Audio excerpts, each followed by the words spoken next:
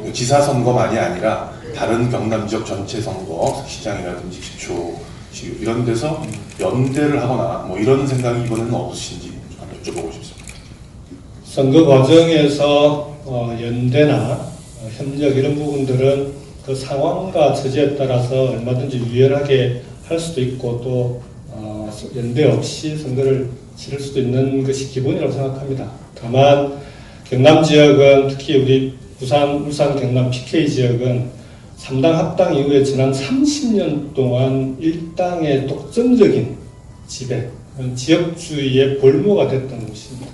그래서 어느 특정 야당의 힘만으로는 선거에서 당선자 한 명 내기 어려운 그런 상황이었습니다. 그래서 지난 2014년 지방선거까지 그런 연대와 연합을 통한 선거를 치렀던 거고, 그 3당 합당의 견고한 벽이, 지역주의의 견고한 벽이 지난 총선 때 금이 가기 시작했습니다. 정치학자들이 이 3당 합당으로 인한 지역주의가 깨지는데 한 세대가 걸릴 거다 이렇게 얘기했답니다. 지난 총선이 26년째, 올해가 지방선거 28년째입니다.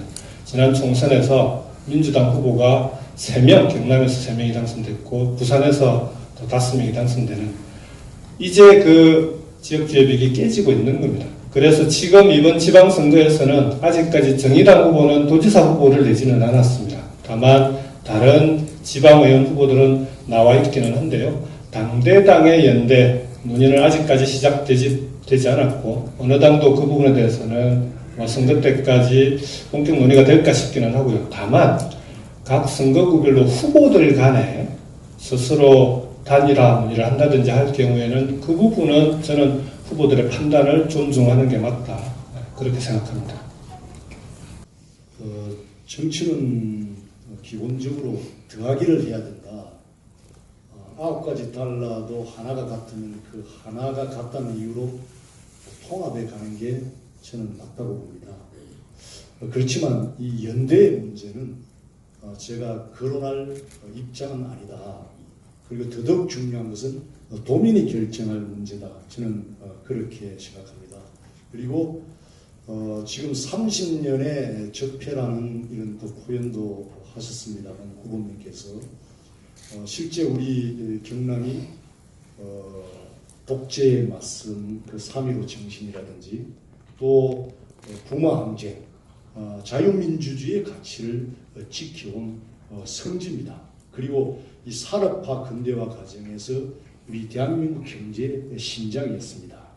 그 덕으로 경남이 심장이고 그 대한민국의 전체 동력에 엄청난 기여를 해왔습니다. 이런 부분을 통칭해서 적폐다.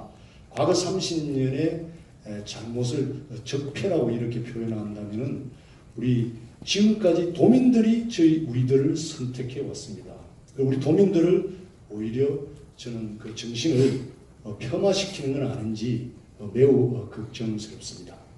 정치적 어떤 갈등이 있었고 지역의 갈등까지도 있었습니다. 제가 경남지사 시절 영남권 신공항 문제로 부산과의 치열한 유치 경쟁 속에서 많은 그런 갈등적 요인이 있었다는 건 인정합니다.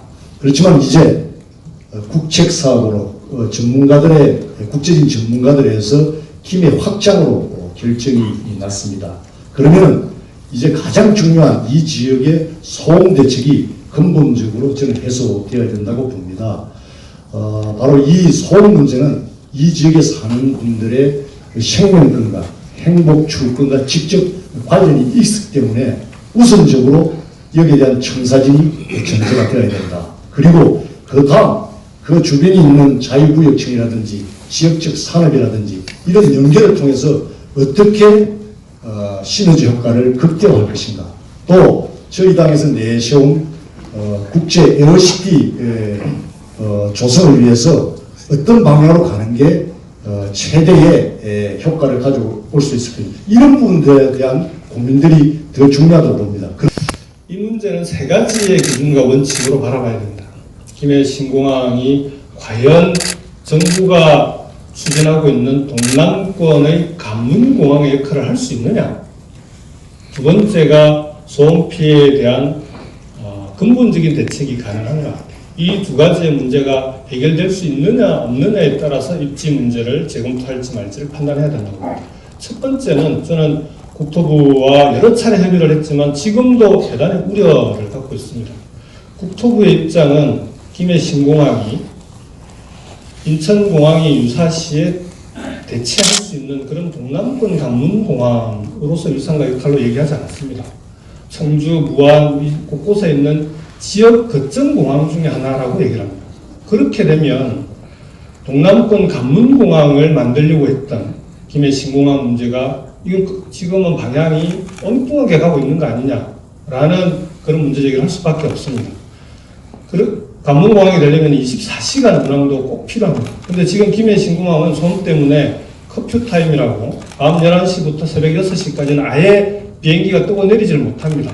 이렇게 했어야 관문공항이 가능하겠습니다. 더구나 한반도에 새로운 평화가 조성되면서 부산, 경남이 물류의 전진기지, 물류 플랫폼이 되고 있는 이 마당의 신공항을 야간에는 뜨고 내리지 못하는 이런 공항 만들어가지고 100년, 200년 가는 공항을 만들겠다. 저는 이건 어불성설이다. 그래서 이 부분에 대해서는 정부가 확실하게 관문공항에 맞는지를 처음부터 다시 한번 검토해야 된다고 생각하고요. 두 번째. 그렇다면 과연 대선 당시에 댓글에 이런 조작은 없었느냐 이런 의구심들이 나오는 것 같습니다.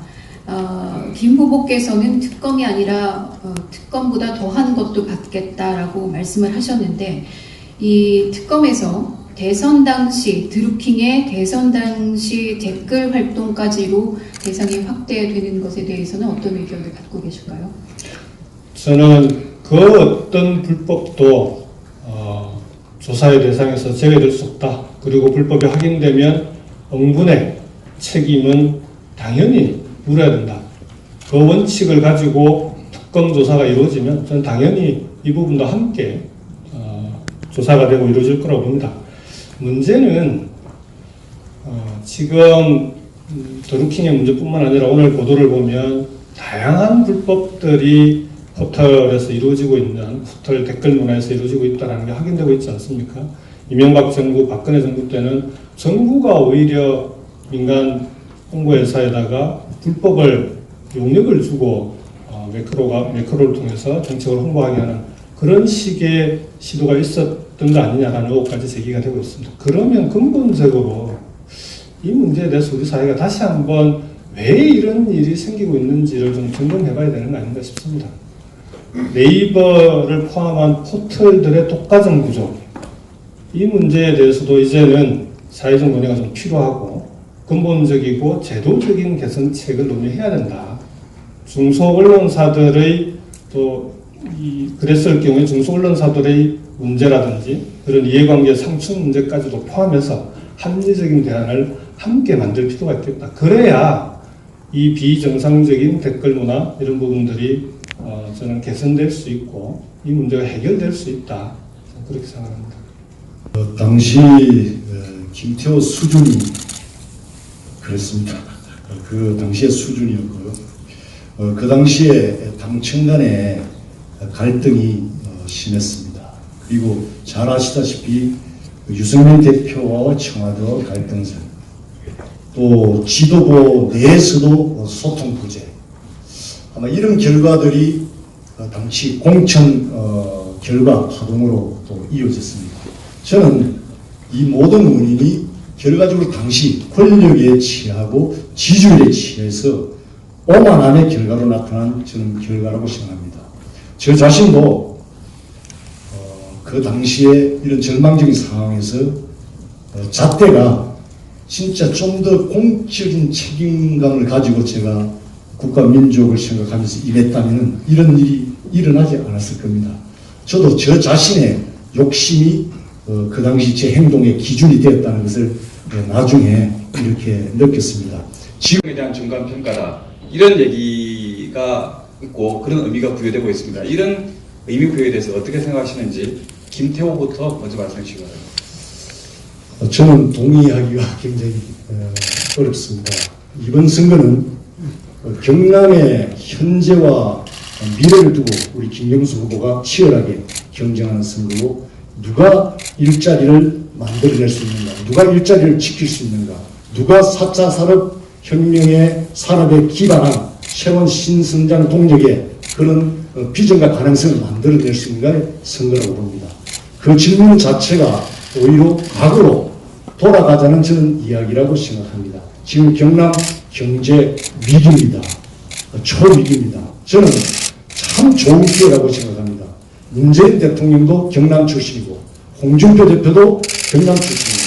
그리고 김경수 후보는 문재인 대통령과 원팀이라는 최측근입니다. 경남도지사는 김태호가 된다면 이 역량들을 여야 야당의 협력까지 이끌어낼 수 있는 가장 좋은 후보라는 저는 생각을 갖고 있습니다. 그리고 더더욱 경남의 미래를 위해서는 진보든 보수든 또 여야든 저는 뛰어넘어야 된다고 생각합니다. 경남의 발전을 위해서는 김경수 후보와 저 김태호는 하나의 원팀이다. 이런 생각을 갖고 있습니다. 멋진 파트너로서 한번 경쟁해 보고 싶습니다. 네, 김경수. 네. 질문에 어느 정도 그런 정도의 타당한 면이 있다라고 봅니다. 왜냐하면 지금은 문재인 정부 출범 1년이 가까이 되는 시기에 그리고 문재인 정부의 성공이 대한민국의 성공에도 대단히 중요한 상황입니다. 그런 상황에서 맞는 지방선거이기 때문에 지방선거 이후에 안정적으로 여소야대 국면에서도 국정을 이끌어 나가기 위해서는 이번 지방선거 그런 면에서도 대단히 중요하다. 특히 국회에서의 극심한 발목 잡기, 지금 어렵게 합의한 남북 정상선언, 판문점 선언에 국회 비준마저도 거부하고 있는 상황에서 이번 지방선거가 결과가 대단히 중요하다는 말씀 좀 드리겠습니다. 이번 지방선거는 그럼에도 불구하고 우리 경남 입장에서는 과거로 다시 돌아갈 것인지 아니면 미래로 앞으로 나아갈 것인지를 결정하는 선거입니다. 경남을 위기로 만들어낸 김태호 후보께서는 재직 시절에 경제성장률이 높았다고 말씀하셨지만 재직 말기에 바로 전국 경제성장률보다 경남의 경제성장률이 절반으로 떨어집니다. 그렇다면 재직하시는 동안에 경제를 더 살릴 수 있는 또는 체력을 더 비축해서 경남 경제가 살아날 수 있도록 만들었어야 되는 것 아니냐라는 아쉬움이 좀 있습니다. 그래서 이번 선거는 과거의 방식으로는 경남의 위기를 돌파할 수 없다. 새로운 사고, 새로운 방식으로 새로운 사람이 문재인 정부의 새로운 상상력과 함께 돌파해 나가야 된다. 저는 그렇게 생각합니다. 그런 점에서 이번 선거에서 가구와 미래 그리고 낡음과 새로운 경남 도민들이 김태호 후보와 저를 놓고 선거 과정에서 치열하게 경쟁하는 동안 그에 대한 분명한 선택이 있지 않겠는가라고 생각합니다.